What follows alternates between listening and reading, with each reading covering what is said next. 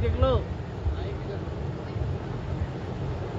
अरे भाई, मैंने सुना है कि नमाज दिल को साफ करती है। बिल्कुल मेरे प्यारे भाई, नमाज वो आईना है जिसमें इंसान अपना असल चेहरा देखता है। फजर की नमाज हमें दिन की रोशनी अता करती है। जोहर की नमाज हमें दुनिया के शोर में रब की याद दिलाती है। असर की नमाज हमें अमल के हिसाब की याद दिलाती है। मगरिब की नमाज गुरूब आफ्ताब के साथ शुक्र का मौका है। ईशा की नमाज रात की तारीकी में सुकून का कंबल है। चलो सब मिलकर आज की नमाज पढ़े, शायद हम आपको फीते करीब करेंगे। हाँ, क्यों नहीं, रब के